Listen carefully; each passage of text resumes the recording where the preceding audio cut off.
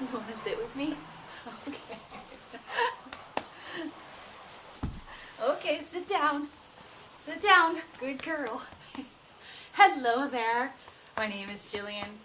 Today I just thought I'd talk to you a little bit about the kidney meditation that we were doing last week. My Rottweiler really enjoys this type of stuff too, so she comes and she likes it when I meditate. She feels the energy and feels the calmness, and she often just lays beside me during this time. But anyways, just to go over a few things so that you don't worry or think maybe you're doing it wrong. So when you're doing this kidney meditation, some things that may come up for you is fear may come up for you actually. You might find that in the middle of that fear beginning to dissipate, that fear will actually, old fear will come up and you won't know where it's from, or you may get some sort of indication through a feeling.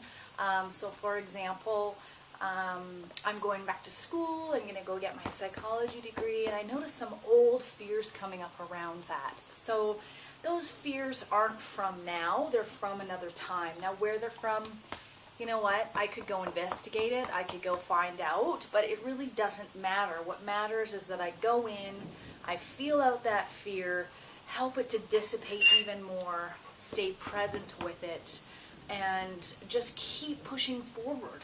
I'm going to school regardless if the fear is there. So one thing, for example, is that when a lot of people walk into a room, they'll just get this bad feeling. And some people say, oh, I have a bad feeling in my gut. Well, I want you to know that gut bad feeling isn't a feeling of intuition. It's actually a feeling from your past. So a past time where maybe you would walk down the alley and got a bad feeling. It could have all the same similar surroundings. So therefore, the subconscious mind will bring up an association at this new party that you're at with that time when you were a child and had some fear. So there's many different things you may notice. You may notice that, you know, as you're feeling the fear, you become bloated.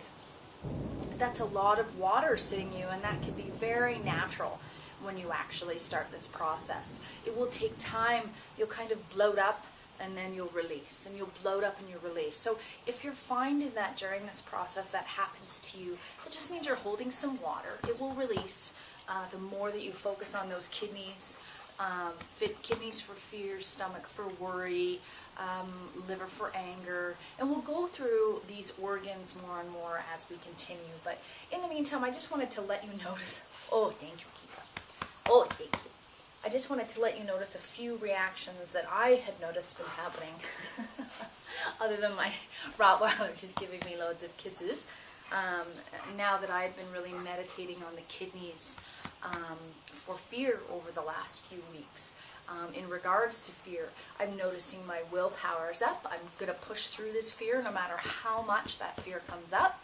And I'm also noticing that my life is changing. There's different directions it's starting to take. People I haven't heard from in a long time are just starting to call back now that I've decided to go in a different direction of life, and some other people in my life are starting to fall away. So if you're noticing any of these things happen to you, it's completely natural. Don't be scared. Allow yourself to go through it, and you'll notice phenomenal change.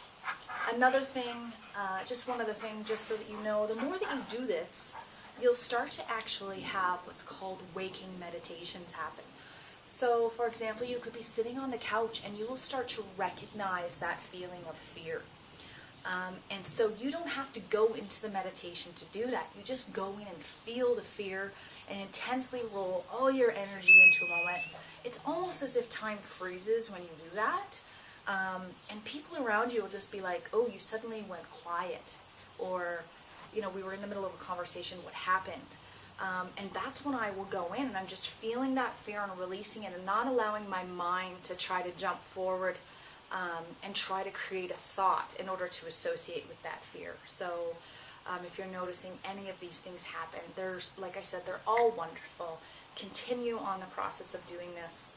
We will get on kidney meditation number 2 here shortly, where we get more in depth into the cells and the ventricles and the blood flow and all these other things over the next week or so. If you have any kidney issues, kidney disease, kidney stones, this is fabulous for you to do, and we'll keep going through the body after that. So have a great day.